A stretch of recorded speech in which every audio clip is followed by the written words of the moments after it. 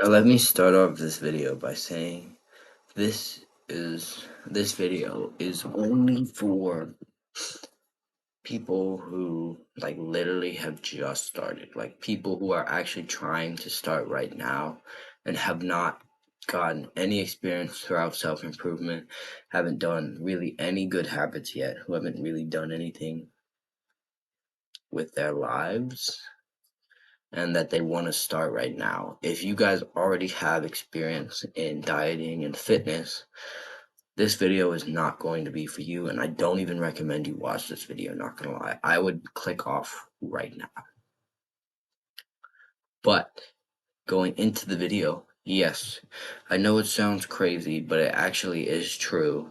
And I was thinking about this earlier in the week that I go back to when I started self-improvement and I was eating, I was trying to eat healthy, but I was eating like I was eating a lot of added sugars and things like cranberries and honey roasted peanuts and things like that because, I thought those were like healthy. And, we know now they're not really, but back then I thought they were healthy. And, I would eat them and I wouldn't realize that, oh yeah, these are actually bad for me, which, yes, they were.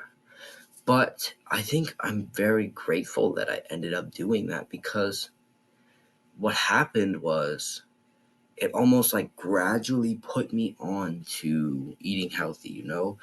After I realized, oh yeah, maybe these things aren't the healthiest, it was so much easier for me to start eating like completely healthy after that because I had started with this, you know, healthy food that I thought was healthy, but it almost gradually put me on to this like new diet that I thought would work. And that's what helped me because it wasn't something where I was going cold turkey off of donuts and chips and everything like that because I wasn't eating that anymore. I had a good maybe month and a half where I was eating, fairly healthy foods. And when I finally realized, oh yeah, maybe this is bad, and I stopped eating it, it was so much easier.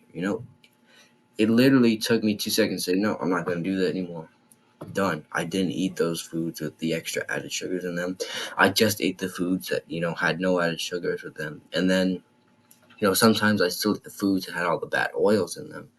And even then I started to realize, oh, these have bad oils in them. I stopped eating those as well. And that was also a really easy thing because it was just like, I didn't go cold turkey off of, all the junk food I was addicted to. I started with food that was still sweet and it had like a couple grams of added sugar in it.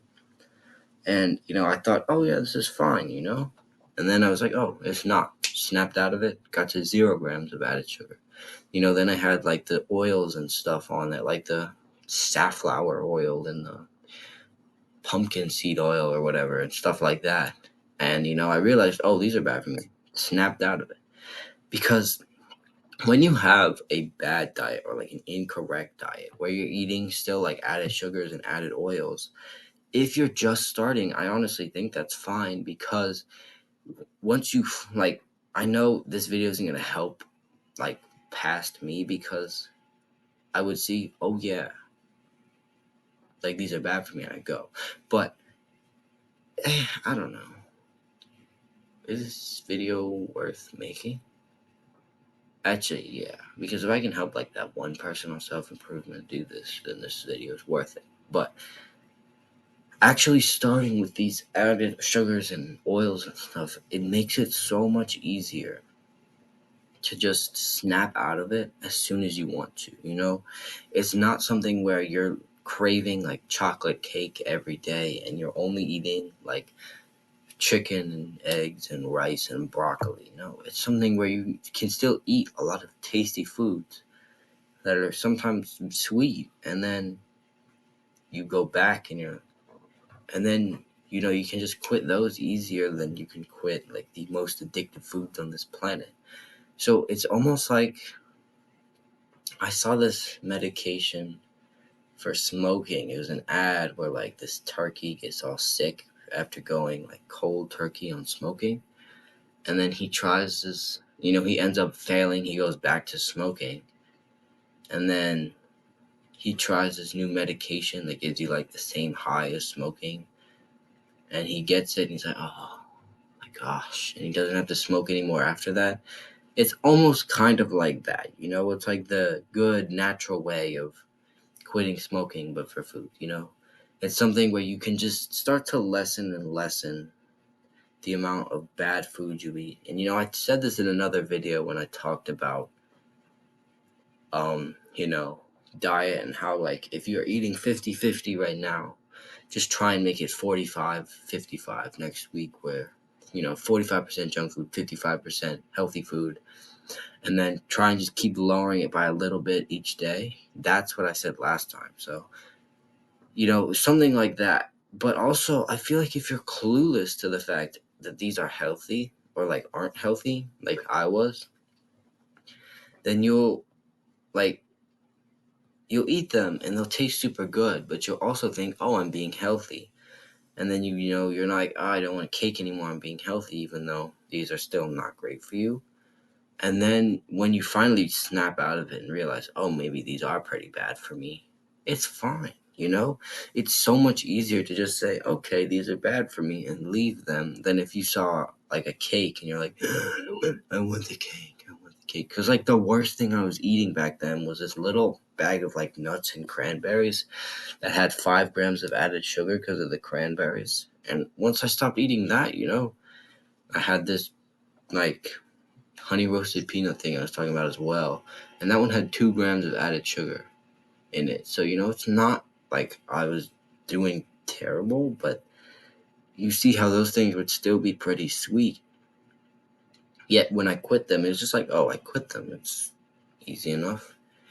So honestly, being clueless about your diet in the beginning, this is the huge part about this video. If you already have experience in dieting and doing all the healthy stuff, do not listen to this video, because it's not going to help you. It's only going to hurt you. If you already have a healthy diet, this is not going to work. I'm talking about the people who, they're complete and total like normal people who eat like cereal for breakfast and everything like that, who are looking to get on self-improvement. Being clueless about what's healthy can almost be good, because you'll try and guess, you'll get things wrong, and those things will probably often be sweet.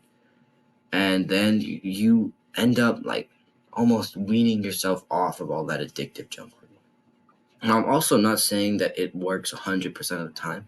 And yes, I still get massive cravings for junk food now. And I'm, you know, in a month, it will be a year since I started, dieting and working out, meditating, doing everything like that. So obviously, it doesn't go away. And I'm not saying cheat meals are like against the law, because having cheat meals are fine, not a huge deal to me. But I'm saying that, what was I saying? I was saying that, being clueless and like taking yourself off can almost mitigate the first part of withdrawals. That point where you're a month in and you're like, I need some donuts. That point where you're just literally like, your stomach is growling, you can't even focus, all you can think about is eating junk food. It helps kind of mitigate that, because you've already been off it for a while and you've had these sweeter foods, and then you kind of quit those too, and your body's like, okay, sure, I want one, but it's not as big of a deal. Your body isn't going into a total sugar shock, because, 1 week before you were having 200 grams of sugar today, and now you're having like 50. No, your body's like you had 200 grams of sugar, then you had like 100 grams of sugar, then 100 grams of sugar, then like 50 in your body. It still gets those cravings, but it's so much easier. And that is why I think being almost clueless to your diet actually can help you. But do the hard work, especially when you don't feel like it. Thank you guys for watching. Love you. See you next time.